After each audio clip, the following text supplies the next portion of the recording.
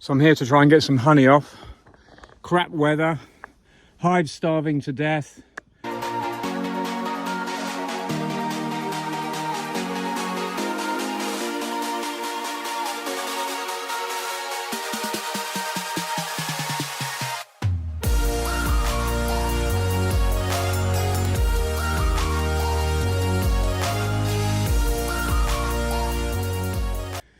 I don't know what to do at the moment. I've got so much going on. I've had a bit of a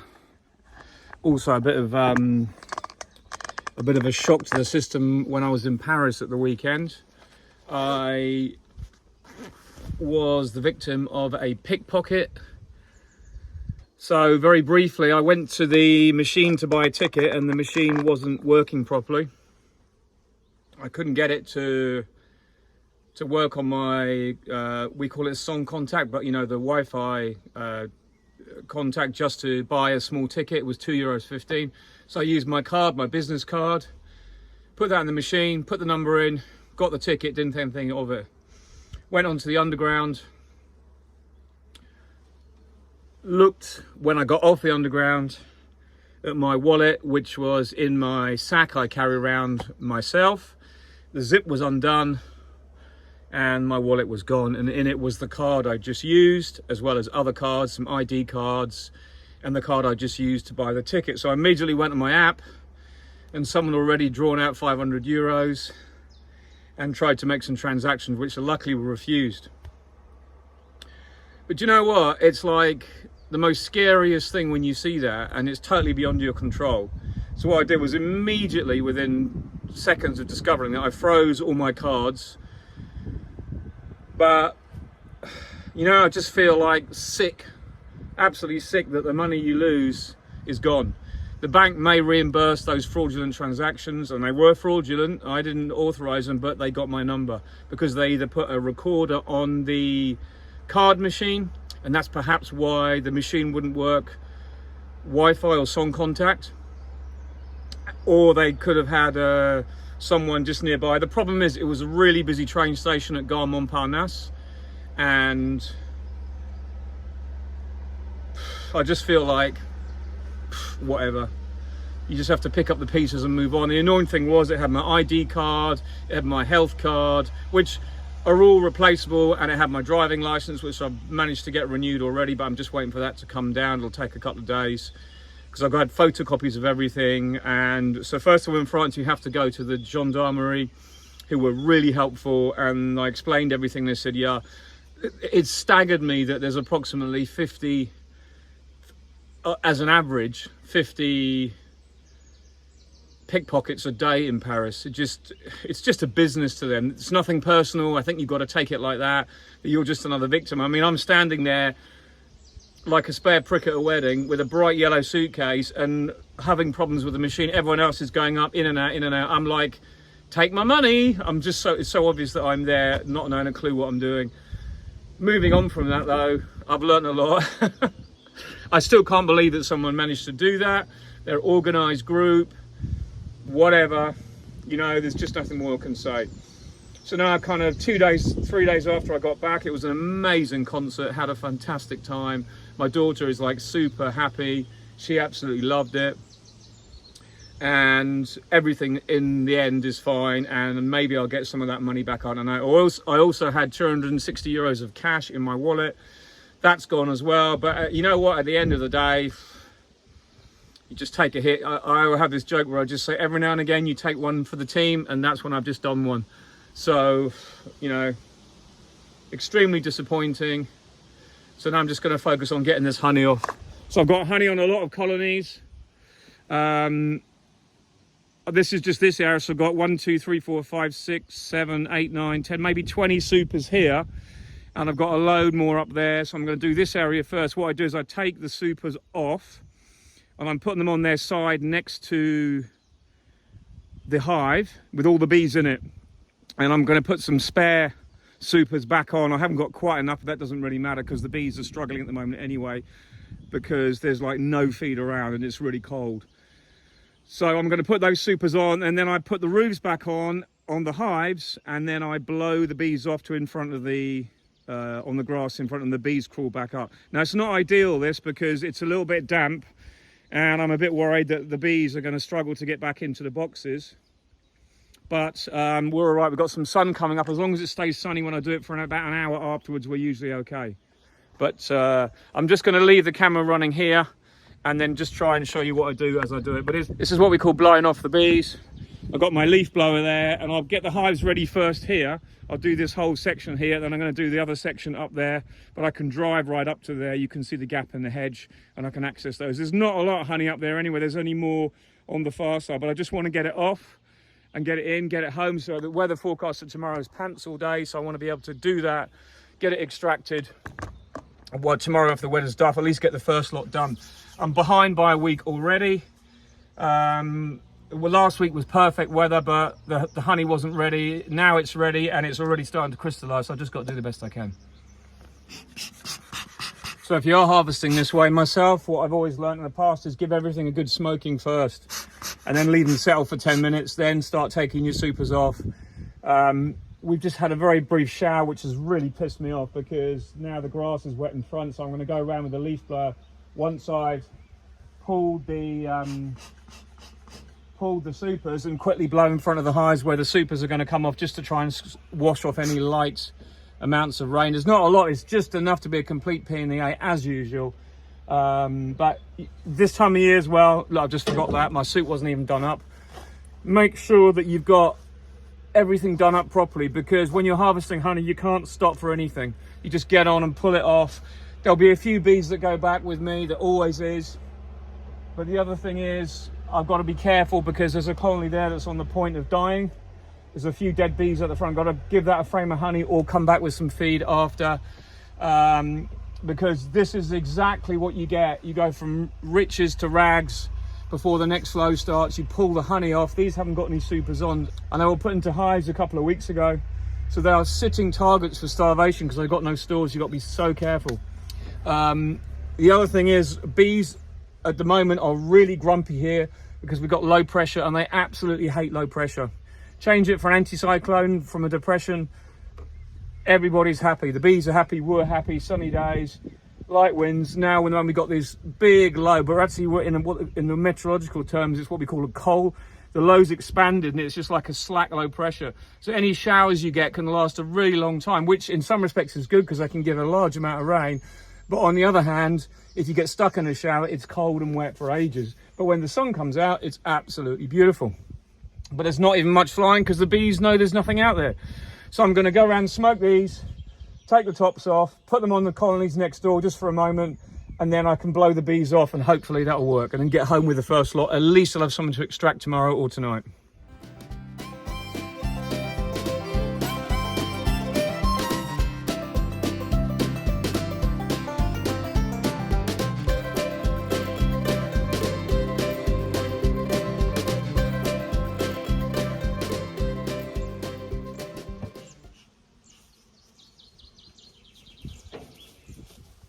I've got to come back here and do some serious feeding, because there's a few colonies I've just seen. They're on the point of starvation, and some of them haven't got anything in the supers. But I know that those bigger ones have definitely got 2 supers of honey, because they were on when the weather was really good. But just got to do the best you can and keep going.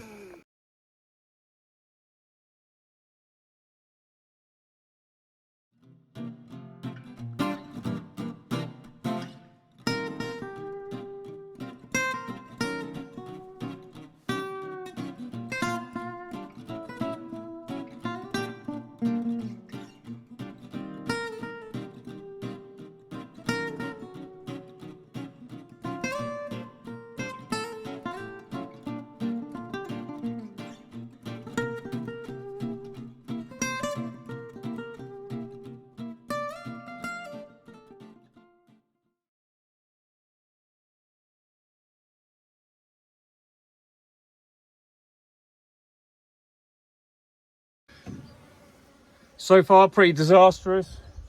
Those ones over there, that's all I'm going to get. Maybe 4 supers, and they're all half supers. Not good at all. They're eating it as fast as they can. I would rather come back and feed, because I need some honey. If I can get half a barrel, it's still half a barrel for me. That will last me into next year, because I've still got a little bit left from last year. So everything you can get is extra.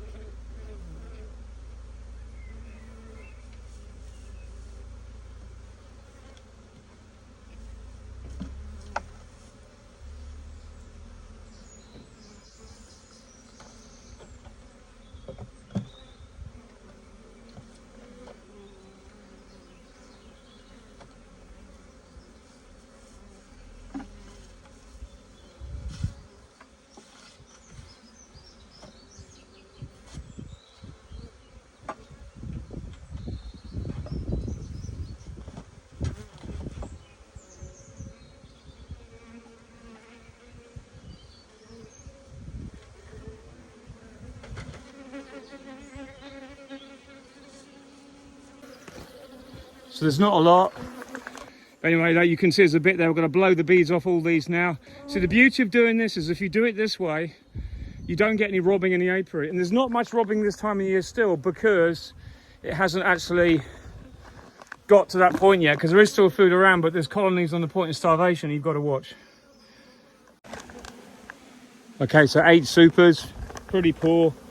Just to show you what it's like, you'll get bees clustering on the floor, and then as long as it's dry, they'll just make their way through the grass and crawl back up. So try and put something down.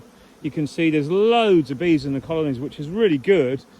But 2 things means we've got to be careful with the amount of feed, make sure they don't starve, and also it means that they haven't swarmed. You see the robbing that is going on, but I know that every bee that's on this is hungry because there's not much around, but also they will also fly off as I move off. So I'm not particularly worried. I'm going now, but I just wanted to show you this, that the minute you stop, they'll come and start robbing.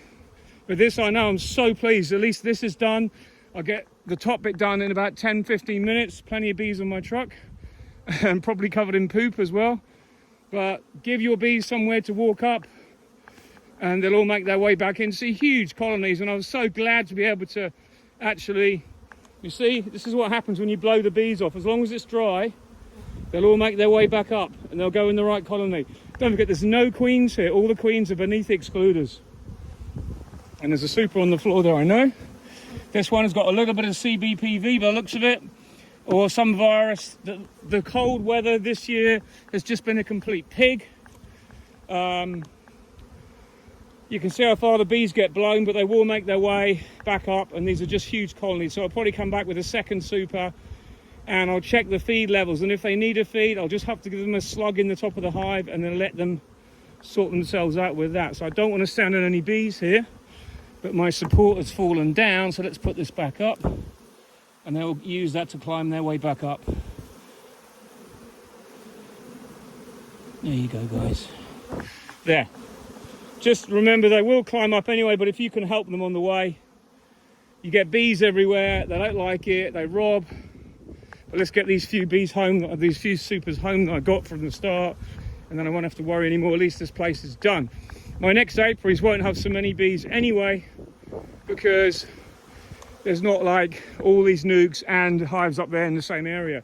This colony that was on the point of starvation, see dead bees out the front, there's still a load of bees inside, so I think the queen's still out. I've just put a super on top that had some honey in with no queen excluded, and they'll just go straight up into that and start getting better straight away. That's the easiest thing to do in this scenario. I haven't got time to take out a frame of honey and put it in, but you see my leaf blower is absolutely brilliant. I've got to reduce the size of the nozzle. I've got a smaller one at home that I should have put on, but I completely forgot. But anyway, as we say, it is what it is.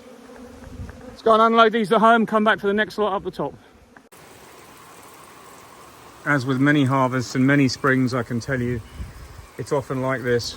I've got the first 8 supers off, and then now the heavens have opened, I'm back home just trying to juggle things around. Just trying to shorten down the arm of this. I've got the spare one. Oh, no clouds above and it's still raining. Crazy.